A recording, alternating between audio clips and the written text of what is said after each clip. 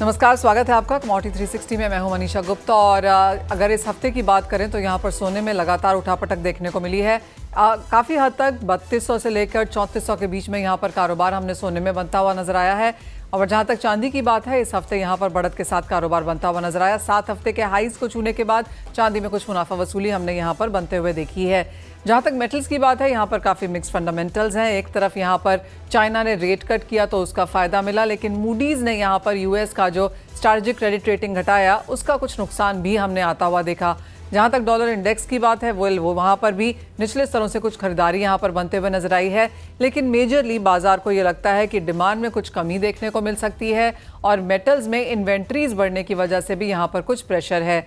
कैसे करें precious metals, industrial metals में कारोबार, इन सब पर स्ट्रैटेजी बनाने में और अगले हफ्ते आप कैसे करें यहाँ पर काम, इसकी मदद करने के लिए हमारे साथ हैं केरिया एडवाइजरी के अजय केरिया, HDFC सिक्योरिटीज से अनुज गुप्ता, LNP एडवाइजरी से भूपेश शर्मा, गंगानगर कमोडिटीज के Amit Khare and pro intelligent services के दिनेश सोमानी। हमारे पास फुल हाउस है आपको ये बताने के लिए कि अगले हफ्ते की तैयारी किस तरह से होनी चाहिए। और आज अजय जी हमारे पास यहाँ पर स्टूडियो में है, तो सबसे पहले सवाल आपसे ही कर लेते हैं। आपको क्या लगता है, आप हमेशा यहाँ पर गोल्ड सिल्वर रेशियो की बात करते हैं, अपने हाई से थोड़ी सी यहाँ पर हमने इसको नीचे आता हुआ देखा है, अब यहाँ से क्या इंडिकेशंस हैं और कैसे करें इसमें strategies? Very good evening Manisha. देखिए, अगर अब अभी भी हम देखते हैं तो जिस ढंग से ये ब्रेकआउट दिया था 92 से ऑलमोस्ट हमने 105 106 का लेवल छूते हुए देखा। Unless and until weekly close हमें 98 के नीचे नहीं मिलता ये रेशियो में, तब तक मुझे लगता है कि ये रेशियो 98 से 102 के बीच में ही है। मतलब कहीं भी ऐसा नहीं लग रहा है कि ये रेशियो में बहुत ही बड़ा सीवियर फॉल आ सकता है। देखिए, जब भी गोल्ड सिल्वर रेशियो में फॉल आता है, इसका मतलब है जियोपॉलिटिकल कंसर्न्स कम हो सकता है। बट ये हफ्ते में हमने देखा इजराइल ईरान के जो कॉन्फ्लिक्ट है वो थोड़े और एस्केलेट होते हुए दिखाई दिए। रशिया यूक्रेन में जो बैठक थी उससे नतीजा कुछ निकलने की उम्मीद थी, बट वो भी नहीं आया है। साथ में यूएस में भी जो फिस्कल कंसर्न्स है वो भी कहीं ना कहीं बना हुआ है। तो मुझे लगता है जब तक गोल्ड सिल्वर रेशियो में 98 के नीचे डाउन नहीं आता है, तब तक हम एक दायरे में रहेंगे। और बार बार हम देख भी रहे कि चांदी को 1 लाख या हम बोल सकते हैं कि $34 का एक अच्छा रेजिस्टेंट फेस करके मिल रहा है। तो मुझे लगता है कि अगले हफ्ते में भी हम देखेंगे मार्केट एक दायरे में रहेगा, अनलेस एंड अनटिल कोई नया बड़ा ट्रिगर नया नहीं आता। तो अजय, थोड़ा सा एक लंबे समय के लिए अगर यहाँ पर देखें, दिवाली तक आपको क्या लगता है सोना कहाँ होगा, चांदी कहाँ होगी? देखिए, जो मैंने पहले भी कहा था कि कहीं ना कहीं जितने भी फैक्टर्स है ये अब मैच्योर होता हुआ दिखाई दे रहा है। आज 3 साल से हमने face to face Russia Ukraine की कभी बैठक नहीं देखी, बट अब ये बैठक भी हो रही है। तो मे भी पॉसिबल है दिवाली तक हम देखेंगे कि यहाँ पे जो जियोपॉलिटिकल टेंशन पिछले 2-3 सालों से चल रहे थे वो अब कहीं ना कहीं ख़त्म होते हुए दिखाई देंगे। तो मेरा मानना है सोना अंडर परफॉर्मिंग करता हुआ दिखाई देगा, और जब सोना अंडर परफॉर्मिंग करता है तो इकोनॉमी पे कहीं ना कहीं एक पॉजिटिव ट्रिगर आएगा, तो ही सोना अंडर परफॉर्म करेगा। तो मेरा व्यू है कि सोने में हम पहले जैसा 20% की जो रिटर्न देखे थे पिछले 3-4 सालों में, वैसा रिटर्न नहीं बनेगा। हालांकि इन्फ्लेशन का जो रिटर्न है वो कंटिन्यू रहेगा। लेकिन चांदी मुझे लगता है कि अगर स्पाइक अगर आ जाता है और सब चीज़ इन लाइन चलता है तो 1,30,000 का लेवल हम ईयर के एंड तक या फिर मैक्सिमम मार्च 2026 तक देख सकते हैं। बट ओवरऑल चांदी मुझे बहुत स्ट्रांग दिखाई देती गोल्ड के मुकाबले। ऑलराइट, तो सोने से ज़्यादा यहाँ पर चांदी पर भरोसा है। और अब दिनेश जी, जैसा कि कहा जाता है कि गोल्ड एंड सिल्वर स्ट्रक्चरली यहाँ पर बुल रन में है, लेकिन सिक्लिकली थोड़े से बेरिश हो सकते हैं, नियर टर्म में कुछ मुनाफा वसूली दिखा सकते हैं। आप क्या वो बिलीव करेंगे और आपकी क्या सेंस है नियर टर्म के लिहाज से, और इस साल के अंत तक अब सोना चांदी कहाँ जाएगा? जी बिल्कुल मनीषा जी, जो रिटर्न्स नॉर्मली ये कमोडिटीज देती है वो इनिशियली 3 मंथ में ही दे चुकी है। मतलब गोल्ड सिल्वर का जो हमने रिटर्न देखा है, एबनॉर्मल रिटर्न आया है और बाकी काफी अच्छा रिटर्न आया है। ये हम पर डिपेंड करता है कि हम प्रॉफिट कहाँ बुक करें, हम लालसा हमारी कितनी बढ़ाए या कितनी घटाए। बट मौजूदा स्तर पे मुझे लगता है जो बड़ा बुल रन आने के बाद में प्राइजेस जो कंसोलिडेशन फेज में जाते हैं, ये गोल्ड में अभी वो कंसोलिडेशन फेज हमें देखने मिल रहा है। अगर जो डाउन साइड के लेवल जो हमने देखे थे वो अभी रिसेंटली 99,000 के ऊपर जाकर ये 90-900 का लेवल बनाया और फिर एक बार स्पीड अप करके 6% बढ़ता हुआ 96,000 के ऊपर ये ट्रेड किया है। अब इसमें और एक फैक्टर जो देखने वाली बात आज के लिए, जैसे हम देखते हैं कि 1% यूएसडी आईएनआर अप्रिशिएट हुआ है, तो उसका जो डायरेक्ट 1,000-1,200 रुपए का इंपैक्ट हमने गोल्ड में आते हुए देखा है। तो सारे जो फैक्टर्स है गोल्ड को अपसाइड कहीं ना कहीं रेस्ट्रिक्ट कर रहे हैं, और गोल्ड जैसे ही डाउनसाइड की जाता है तो न्यूक्लियर वॉर की बात आ जाती है या फिर डाउनग्रेड की बात आ जाती है यूएस को, उसको चलते हुए प्राइजेस को सपोर्ट मिल रहा है। अगर मैं बहुत ही नियर टर्म 1 महीना या 1.5 महीने की बात कहूं, तो मुझे डाउन साइड ज्यादा से ज्यादा 93,500 लगता है गोल्ड, और अपसाइड 97,500 लगता है गोल्ड। यह दायरा मुझे लगता है कहीं ना कहीं मेंटेन करता हुआ नजर आता है। और अगर मैं लॉन्ग टर्म या दिवाली तक का बात कहूं तो मुझे लगता है कि 1,05,000 का लेवल दिवाली तक गोल्ड निश्चित तौर से छू लेगा, क्योंकि ना डॉलर में बहुत ज्यादा कुछ डिप्रेशन होने की चांसेस है, और ना ही इंटरनेशनल जो प्राइजेस है कॉमेक्स की गोल्ड की, वहां कुछ घटने की संभावना नजर आती है। तो मुझे लगता है 93,500 के आसपास का ये आता है, तो वहां से 10% का इजाफा गोल्ड में दिवाली तक निश्चित तौर से देखने मिल सकता है। एंड दिनेश जी, चांदी में क्या लगता है आपको? सिल्वर मुझे ऐसी लगती है, अभी हाल फिलहाल जो दायरा चल रहा है 94,000 से 99,000, तो ये दायरे में ट्रेड कर रही है ओवरऑल। पहले जो इनिशियल रेजिस्टेंस था वो 97,000 के आसपास फेस कर रहा था, फिर 98,000 का इसका बड़ा रेजिस्टेंस बना, अब ये 99,250 से रिटर्न हुआ है। तो मुझे लगता है रेजिस्टेंस को एक एक करके ये ब्रीच कर रहा है। डाउन साइड के अगर ये 95,000 के अंदर 94,500 95,000 के लेवल्स में आता है, तो मुझे लगता है सिल्वर एक बेहतर विकल्प हो सकता है गोल्ड के मुकाबले। अपसाइड मुझे दिवाली तक लगता है कि 1,11,000 के लेवल सिल्वर निश्चित तौर से दिखा सकता है। ऑल राइट, तो दोनों में ही तेजी है और दिवाली तक आपको सोना और चांदी सस्टेनेबली शायद लाख रुपए के ऊपर बनते हुए नजर आएंगे। अनुज, ये तो ऊपर की बात हुई, लेकिन खरीदारी और जैसे हम दोनों ने ही कहा, अजय जी ने भी और दिनेश जी ने भी, कि कुछ मुनाफा वसूली नियर टर्म में देखने को मिलेगी, तो सपोर्ट्स यहाँ पर आने वाले 3-6 महीने में कहाँ बनते हुए नजर आएंगे? मुझे सबसे पहले तो आपका बहुत बहुत शुक्रिया इस पूरे पैनल को बुलाने के लिए। जनरली हम सब लोग एक कॉन्फ्रेंस में मिलते हैं, आज हम सब एक साथ एक स्क्रीन पर हैं, तो आपका बहुत बहुत धन्यवाद। सभी मित्रों से आपने मिलवा दिया आप ऑन सभी का स्क्रीन। बहुत शुक्रिया साथ जहाँ आने के लिए। तक जी बिल्कुल। देखिए, जहाँ तक बात है, मुझे लगता है कि गोल्ड सिल्वर का ट्रेंड पॉजिटिव हो सकता है, क्योंकि जो भी आज, अगर आप आज की पर्टिकुलर डे की बात करेंगे, तो आज हमने देखा है कि जितनी भी एशियन करेंसीज हैं वो सभी अपने हाई पे चलती हुई दिख रही हैं। अच्छी रिकवरी हमने देखी है, इवन इंडियन रुपी में हमने रिकवरी आते हुए देखी है, क्योंकि जो यूएस के अंदर बिल पास हुआ है उससे कहीं ना कहीं डॉलर इंडेक्स में गिरावट आती हुई दिखाई दी है। लेटेस्टली मूडीज ने यूएस की डाउन रेट किया है, तो मुझे लगता है कि कहीं ना कहीं ये जो अपडेट्स हुए हैं पिछले 3-4 दिनों में, ये थोड़ा सा गोल्ड को सपोर्ट प्रोवाइड कर सकते हैं। और हमने देखा है कि पिछले 2-3 दिनों में एक अच्छी रिकवरी भी आती हुई दिखाई दी है, तो मुझे लगता है कि अगला हफ्ता भी कहीं ना कहीं गोल्ड सिल्वर के लिए पॉजिटिव रहेगा। और जहां तक लॉन्ग टर्म की बात है, मुझे लगता है कि यहाँ पर हो सकता है कि गोल्ड के अंदर थोड़ा कंसोलिडेशन आए, बट हाँ, जिस तरीके से चांदी $33 के ऊपर सस्टेन करती हुई दिख रही है, मुझे लगता है कि ये भी एक पॉजिटिव पॉइंट है। और आने वाले टाइम में आपको एक अच्छी खासी मोमेंटम जो है इंडस्ट्रियल मेटल और मेटल्स में देखने को मिलेगी, जिसमें चांदी मुझे लगता है कि अच्छा रिटर्न दे सकती है। फंडामेंटल साइड देखें तो कहीं ना कहीं थोड़े से बेयरिश होते हुए दिखाई दिए हैं डॉलर के अगेंस्ट में। डॉलर अब अगेन डॉलर इंडेक्स 98-99 के आसपास आता हुआ दिखाई दिया है, वहां पे गिरावट आती हुई दिखाई दी है, जो कि गोल्ड सिल्वर के लिए पॉजिटिव है। तो मुझे लगता है कि थोड़ा पॉजिटिव व्यू यहाँ पे रहना चाहिए। हालांकि गोल्ड थोड़ा सा रेंज बाउंड रहेगा, बट हाँ, सिल्वर में मुझे लगता है कि अच्छी खासी तेजी जो है वो कंटिन्यू होती हुई दिखाई दे सकती है। तो अनुज, अगर लेवल्स की बात करें तो क्या रेंज है, नीचे में कहाँ तक जाएगा, कहाँ लें, किस तरह के टारगेट्स इस साल के अंत तक? हाँ, देखिए, गोल्ड अगर मुझे लगता है कि नीचे अगेन 93-92,000 के आसपास मिलता है, तो वहां पर हमें लगता है कि ये खरीदारी का ट्रेड देखना चाहिए। 88,000 एक काफी स्ट्रॉन्ग सपोर्ट रहेगा, जहां पर स्टॉप लॉस लगा सकते हैं। ऊपर हमें लगता है कि अगेन 1 लाख तक के आसपास के लेवल आपको देखने को मिल सकते हैं। और अगर इंटरनेशनल मार्केट की बात करें तो हमें लगता है कि $3500 $3700 दिवाली या ईयर एंड तक आपको गोल्ड में देखे जा सकते हैं। सिल्वर मुझे लगता है कि अगेन अगर कोई करेक्शन आता है 92,000 के आसपास तक, तो सिल्वर में भी कंसोलिडेशन ऐड होना चाहिए। ऊपर हमें लगता है कि 1,05,000 1,08,000 तक के लेवल आपको चांदी में देखे जा सकते हैं, जो कि $37 से लेकर $40 के आसपास के लेवल बैठेंगे। $40 काफी स्ट्रॉन्ग एक रेजिस्टेंस है, अगर $40 ब्रेक होता है तो हो सकता है कि भी चांदी जो उसका लाइफ टाइम हाई था $49 का, वो भी ब्रेक करती हुई दिखाई दे। अमित जी, अभी तक तो सभी लोग यहाँ पर चांदी की तरफ ज्यादा झुकाव दिखा रहे हैं, आपका भी वही सेंस है? और अगर हाँ, तो आपके लेवल्स क्या हैं? नमस्कार मनीषा जी, बहुत ही खुशी हो रही है सीएनबीसी की आवाज स्क्रीन पर सभी लोग, हम लोग एक साथ आज जो है मौजूद है, उसके लिए आपका बहुत बहुत आभार। आप फिर से ये कह मेरे को रहे तो लगता है अगली बार आप सबको यहाँ पर स्टूडियो में ही आना चाहिए। जी बिल्कुल बिल्कुल। मेरे को लगता है अभी गोल्ड ही जो लीड कर रहा है बुलियंस को, मेरे को लग रहा है आगे भी गोल्ड ही लीड करेगा। एज पर चार्ट देखा जाए तो गोल्ड ही अभी स्ट्रॉन्ग चार्ट पे दिखाई दे रहा है।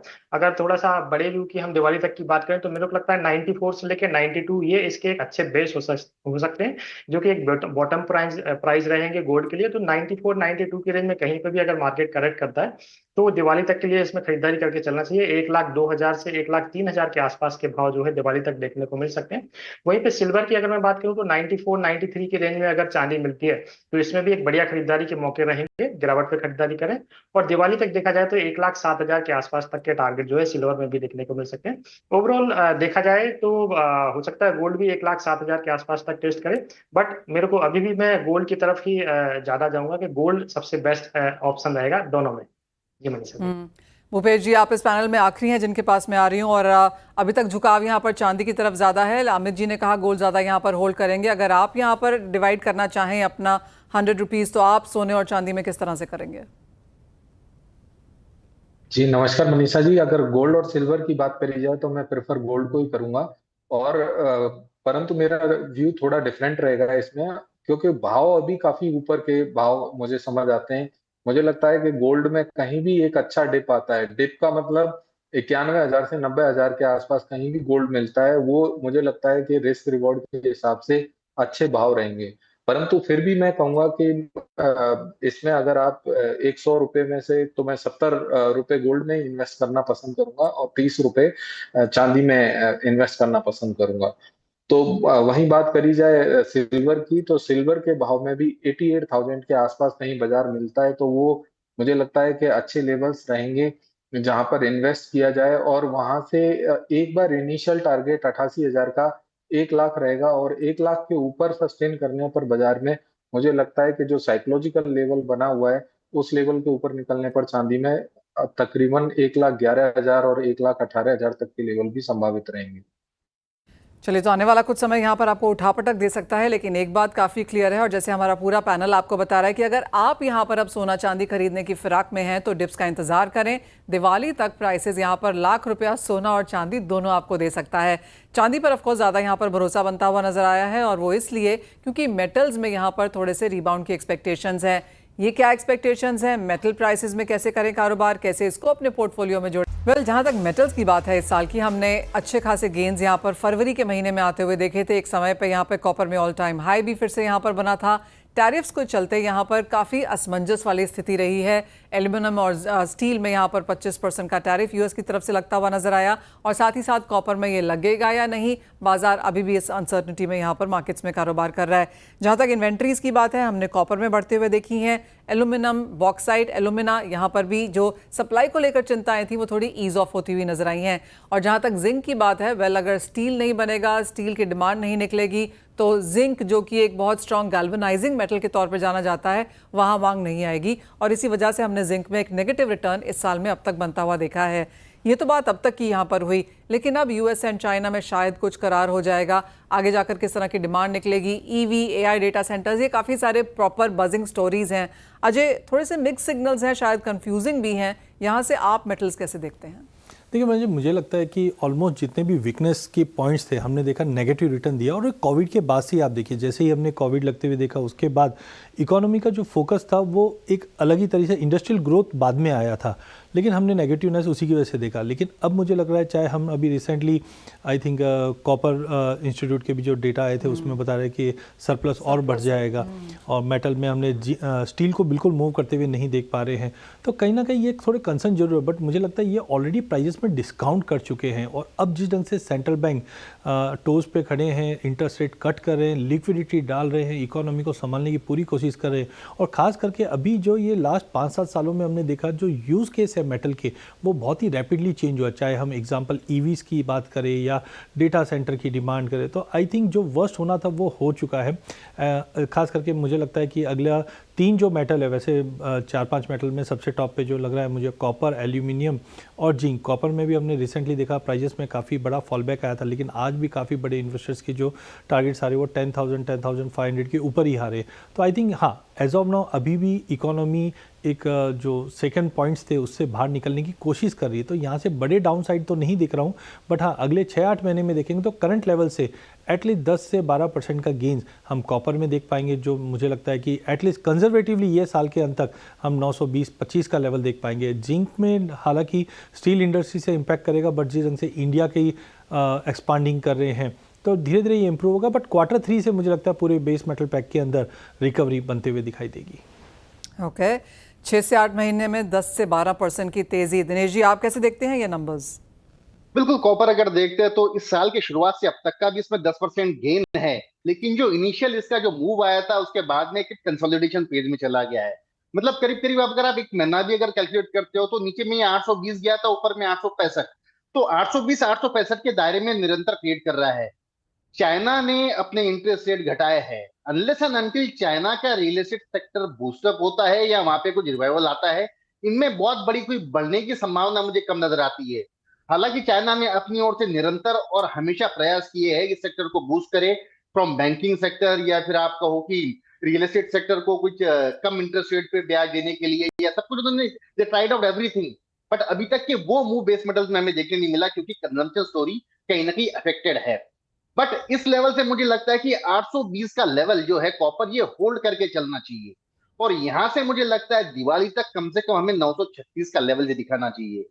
पोजीशन जो है अपनी मौजूदा स्तर पर ना बढ़ाते हुए 865 का लेवल अगर क्रॉस करे तो वहां पर अपनी पोजीशन और दुगनी बढ़ा दे, ताकि आपको क्विक रिटर्न का फायदा मिल सके। जो बेस लाइन इसने बना रखा है वो 780 का है। जब भी ये 780 के आसपास जाता है, वहां से एक मूव आता है और दोबारा प्राइसेस 820 840 के लेवल और लेकर जाता है। बट अभी मुझे लगता है ये कंसोलिडेशन जो कर रहा है, ये पॉजिटिव ट्रिगर का कोई इंतजार कर रहा है, वेट कर रहा है। जैसे ही कोई अच्छा एक सकारात्मक संकेत या पॉजिटिव ट्रिगर आएगा, 865 का लेवल क्रॉस करके 936 के लेवल्स हमें दिवाली तक देखते मिल सकते। ये तो बात हुई ऑफ कोर्स यहाँ पर कॉपर की। अनुज, जहाँ तक एल्यूमिनियम जिंक है, एज ऑफ नाउ बिल्कुल ही इसको साइड पे रखा जाए, या आपको लगता है यहाँ भी कुछ अपॉर्चुनिटीज मिलेंगी? हाँ, देखिए मुझे लगता है कि कॉपर के अलावा एल्युमिनियम के अंदर एक अच्छी अपॉर्चुनिटी देखने को मिल सकती है कि कहीं ना कहीं अगर इंडस्ट्रियल मेटल में कहीं पर भी सपोर्ट आता है तो सबसे ज्यादा बेनिफिट मुझे लगता है कि कॉपर के बाद एल्युमिनियम को पड़ना चाहिए, क्योंकि सबसे ज्यादा यूसेज अगर आप देखेंगे तो इंडस्ट्रियल एक्टिविटी में एल्युमिनियम का देखने को मिलता है। इवन कहीं ना कहीं हम देखते भी है कि एल्युमिनियम को एज ए लोग काफी प्रीशियस मेटल के तौर पे भी कई बार यूज कर लेते हैं, कभी गिफ्टिंग के तौर पे भी। और एल्युमिनियम का यूज अगर आप देखेंगे तो एल्युमिनियम एक अच्छा ऑप्शन हो सकता है अगर किसी को कॉपर के बाद चूज करना है।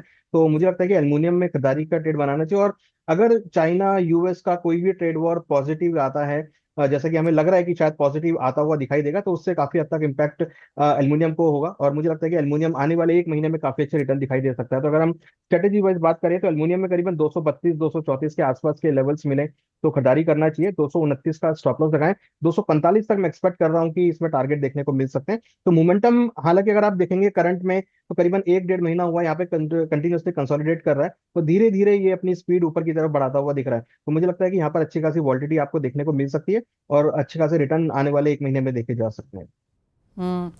तो क्लियर नियर टर्म में यहाँ पर वॉल्टिलिटी है, लेकिन आगे जाकर यहाँ पर अच्छे खासे गेंस की एक्सपेक्टेशन भी है। अमित, आप कैसे देखते हैं और किस मेटल को आप यहाँ पर चूज करेंगे? और आपको भी यही लगता है कि copper aluminium and may be not zinc, लेकिन कॉपर एल्यूमिनियम में यहाँ पर एक बाय साइड पोजीशन बनानी चाहिए? एक्चुअली सभी एक्सपर्ट्स ने अब तक यही कहा है कि शॉर्ट में नहीं जाना, डिप्स में खरीदारी करके काम करना है।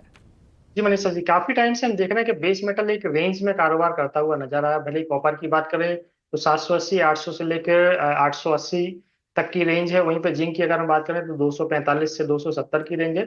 मैं जिंक की तरफ जाना चाहूंगा। जिंक में मेरे को लग रहा है 250 के आसपास एक अच्छा बेस बनाता हुआ चार्ट पे नजर आ रहा है। तो 250 के आसपास प्राइसेस अगर मिलते हैं तो थोड़ा सा शॉर्ट टर्म के लिए, दिवाली तक के लिए इसमें खरीदारी की जा सकती है 4 से 6 महीने के लिहाज से। ऊपर में मेरे को लगता है 280 के आसपास के भाव देखने को मिल सकते हैं। तो ओवरऑल रेंज अगर मैं जिंक की मान के चलूं 4 से 6 महीने के लिए 250 245 बेस रहेगा, और ऊपर में 275 से 280 तक के लेवल एक्सपेक्ट करूंगा।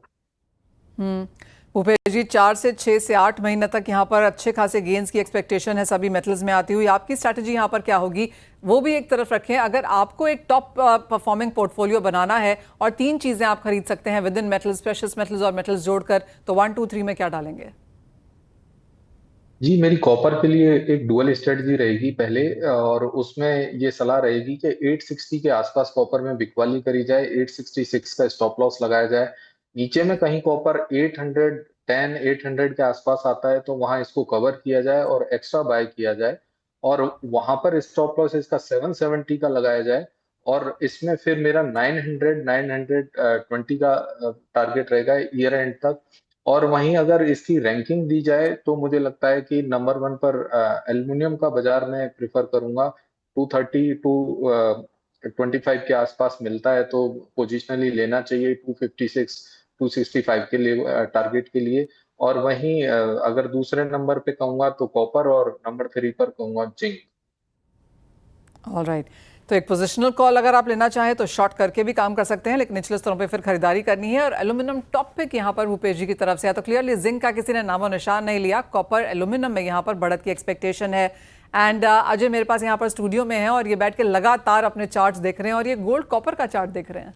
बिल्कुल, मैं काफ़ी इंटरेस्टिंग चार्ट है। मैंने गोल्ड कॉपर और सिल्वर कॉपर ये दो कॉम्बिनेशन में काफ़ी देखता हूँ। तो गोल्ड कॉपर रेशियो जब भी दिखाता है तो गोल्ड अनसर्टेनिटी को रिप्रेजेंट करता है और कॉपर इकोनॉमी को रिप्रेजेंट करता है। इस वक्त ये रेशियो 114 के करीब ट्रेड कर रहा है। अगर मैं 5 साल का चार्ट देखता हूँ तो कोविड के समय भी अनसर्टेनिटी थी, तब ये रेशियो 120 के करीब पहुँच चुका था और अभी भी आप देखोगे तो 117-18 का हाई मारा है। और ये हिस्टोरिकल डेटा दिखाता है कि यहाँ से ये रेशियो में गिरावट आनी चाहिए, जो हिस्टोरिकल टेक्निकल पे दिखा रहा है। और फंडामेंटल हम देख ही रहे हैं कि हर चीज़ मैच्योर हो रहा है। तो जैसे ये रेशियो नीचे में 70-80 का बेस बनता है तो इसका मतलब है कॉपर कहीं ना कहीं गोल्ड से ज़्यादा आउट परफॉर्मिंग करेगा। इसका मतलब है अनसर्टेनिटी धीरे धीरे कम होगी और इकोनॉमी रिवाइव करेगी। तो ये भी एक तरह का लीडिंग इंडिकेटर है जो हमें हेल्प करता है कि कमोडिटी कैसे सेलेक्ट करते हैं। ओह वेल एब्सोल्युटली। अब तक हम गोल्ड सिल्वर रेशियोज देख रहे थे, आप गोल्ड कॉपर रेशियोज भी यहाँ पर देख रहे हैं और कॉपर सिल्वर रेशियोज भी देख रहे हैं। कॉपर सिल्वर तो बहुत अच्छा हम बोल सकते हैं मैच करता है। जैसे सिल्वर में बड़ी गेन आई है तो कॉपर उसको कभी ना कभी मैच करने के लिए अगले 2-3 महीनों में गैप दिखाएगा। तो अभी भी मुझे लगता है कि या तो सिल्वर रुकना ही चाहिए या कॉपर उसको मैच करने के लिए अप आना चाहिए। तो I think silver is due for correction and copper कहीं ना कहीं न्यू गोल्ड बन सकता है। ऑलराइट, तो काफ़ी सारी पॉसिबिलिटीज़ हैं यहाँ पर और काफ़ी सारी चीज़ें भी आपको देखनी होंगी और इसीलिए हमने इन सभी लोगों को यहाँ पर जमा भी किया है। आप सभी का बहुत शुक्रिया। और जैसे आपने कहा आप लोगों को खुशी है एक दूसरे को एक ही स्क्रीन पर देखकर, मुझे उससे ज़्यादा खुशी है और आशा यही है कि अगली बार आप सभी को यहाँ पर अपने स्टूडियो में होस्ट करने का मौका भी मिलेगा। बहुत शुक्रिया आप सभी का साथ बढ़ने के लिए और सभी मेटल्स पर चर्चा भी करने के लिए। वेल, शो समाप्त करें उससे पहले आपको बता दें कि सोने में हमने इस साल एक बेहतरीन शानदार परफॉर्मेंस आते हुए देखी है। तो तैयार हो जाइए क्योंकि हम आपके लिए लेकर आए हैं एक धमाकेदार live webinar gold master class. हमारे एक्सपर्ट्स आपको बताएंगे सोने में ट्रेडिंग के निवेश और के गुर, वो भी रियल केस स्टडीज के साथ। और जी हाँ, आपके सभी सवालों के जवाब भी मिलेंगे, चाहे बात हो कितना सोना रख सकते हैं, गिफ्टिंग पर क्या टैक्सेस हैं, पोर्टफोलियो में सोने का क्या हिस्सा है, हेज कैसे करें, पुराने और नए ज्वेलरी पर जीएसटी के क्या नियम हैं, सोने से जुड़े हर सवाल का जवाब इस वेबिनार में। तो देर ना करें, अपनी स्क्रीन पर दिख रहे लिंक पर रजिस्टर करें और बने गोल्ड मास्टर क्लास का हिस्सा।